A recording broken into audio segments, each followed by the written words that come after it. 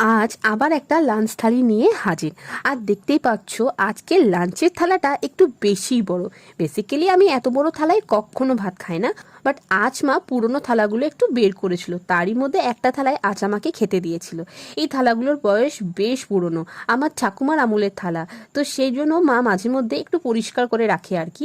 এত বড় বড় থালায় তো এখন আর কেউ ভাত খায় না, আর এইগুলোর ইউজ খুবই কম হয়। আর মা দেখেছি বেশ এগুলো যত্ন করে রাখে, বলে যে আমার শাশুড়ির জিনিস, তাই ভালো করে তো রাখতেই হবে।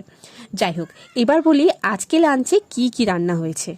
আজ হয়েছে পটল আলুর তরকারি, মসুরির ডাল, পাতলা ঝোলঝোল করে আলু পোস্ত, আর ছিল চিংড়ি মাছের কালিয়া।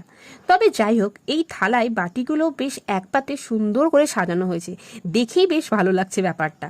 তো চলো এবার খাওয়াটা শুরু করি। ফার্স্ট খাওয়াটা আজ শুরু করেছি আলু পোস্ত দিয়েই। অনেকদিন পর আজকে সাদা সাদা আলু পোস্ত হয়েছে আমাদের বাড়িতে। আর তোমরা তো জানোই পোস্ত আমার কতটা প্রিয়। পোস্ত থাকলে অন্য কিছুতে নজরটা আমার পরেই যায়, আগে পোস্তটাই খেতে মন করে। বেশ অনেক দিন পর এরকম ডাল ভাত পোস্ত একসাথে খাচ্ছে। সাথে পটলের তরকারিটা আজ পাতে না নিলেও হতো, কিন্তু সবজি খাবো না পাত থেকে তুলে নাও, এটা বলার মতো সাহস এখনো আমার হয়নি, কারণ সেটা বললে আর রক্ষে থাকবে না মায়ের কাছ থেকে। তার থেকে কি দরকার বাবা, চুপচাপ সোনামুখ করে খেয়ে নি। অ্যান্ড ফাইনালি আজকে আমাদের বাড়ির শো স্টপার চিংড়ি মাছের কালিয়া। আহা, কালারটা কি দারুণ লাগছে, আর খেতেও না অসাধারণ হয়েছে। চিংড়ি মাছ আমার বরাবরেরই খুব ভালো লাগে। তো দাঁড়াও, এবার সব কিছু পাতে এক এক করে ঢেলে নিই। ডাল, পোস্ত, পটলের তরকারি সব কিছু একসাথে মেখে দেন ওপর থেকে চিংড়ি মাছটার সাথে নিয়ে নিলাম একটা গরস। আহা, চমৎকার, অসাধারণ হয়েছে খেতে। পুরো তৃপ্তিপূর্ণ একটা গরস ছিল, দারুণ লাগলো খেতে। এইভাবে না খেলে সত্যিই আমার পোষায় না, সেরা লাগে, জাস্ট সেরা।